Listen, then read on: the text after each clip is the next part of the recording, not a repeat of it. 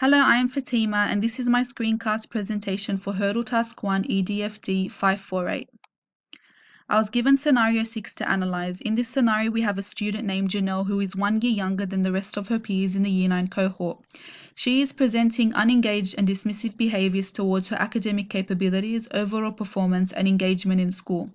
She rarely brings her books and materials with her to class and is claiming that she either forgot them or doesn't know where they are. It appears that she has some insight into more complex topics, but her work is always disorganized and badly presented. She appears distracted and inattentive towards her studies. She lacks motivation and is not challenged by the idea of progression or high achievement. She promises to do better at school but never changes anything in her performance and engagement towards her learning.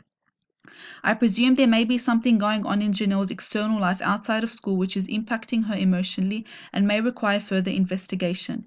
In this case, if the teacher questions Janelle about her behaviors or lack of attentiveness, it may trigger an anger response from Janelle and do more harm than good. For this scenario, I have chosen to incorporate aspects of Wong and Wong's responsibilities and procedures, Ford's the responsible thinking process, Rogers' positive behavior leadership, and Drucker's democratic discipline. Firstly, it is essential that I ensure there is a high level of classroom management. Looking at Wong and Wong's approach, they mention that teachers must make sure the class is not chaotic, it is smoothly functioning and inclusive of all students. It is important that I establish clear class procedures that covers the materials and disciplines my students when they do not comply with the expectations. Then I would sit one-on-one with Janelle, perhaps over lunch or before or after class. I'll build trust with Janelle and foster a good relationship with her. I will also inform the coordinator of what is happening with Janelle and of every incident she leaves her materials at home. Ford mentions in his responsible thinking process that students have their own wants and they plan their way of living so that their lives are the ways they want them to be. Janelle's behavior suggests to me that there is an underlying factor impacting her behavior.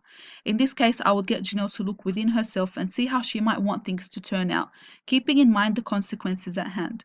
Lecturing Janelle will not solve the issue, instead providing her with counseling where I could ask her questions such as, what is on your mind? Has something changed in your routine at home or school? Instead of, why did you do this? May help. I would also contact her parents and see if she's completing her work at home or avoiding it. If there is an issue, I would encourage her to see the school counselor and will arrange a meeting with me, her parents, and the coordinator to seek further action. Rogers' approach enforces the idea of minimizing confrontation, promoting the use of appropriate choices, and communicating expectations positively. In this case, I will talk to Janelle in a clear, calm voice and inform her of my expectations and that I expect her to finish all assigned homework tasks before their due date. If this does not work, I would use deferred consequences. That is, I will give Janelle two options. Either she completes the work or faces the consequence of having to stay back over lunch to complete them.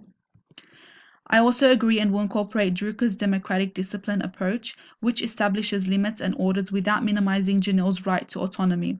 By her developing her own routine, this will make Janelle more responsible over her actions and allow her to build her own sense of belonging to the classroom. Building on the positives and avoiding negatives is essential in this case. Trying to identify if there are problems at home or the school, or if she's facing bullying, will also assist in my management of this situation. It is clear that Janelle has assets in her, and I must understand the motives behind her behavior. I may team her up with a group of high performing students. This will make her aware of her hidden academic capabilities. I will make sure she is confident in her academic performance and encourage her through words of wisdom. I will tell her that she is talented and capable of completing the work even though she is a year younger than the other students.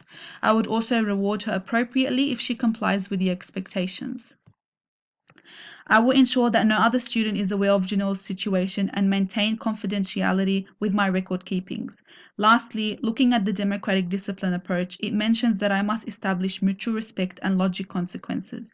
Hence, consequences for Janelle could be staying back at lunch or recess, giving her double homework tasks every time she does not complete one, or a detention with the coordinator if she is continuing to deliberately not comply with the orders.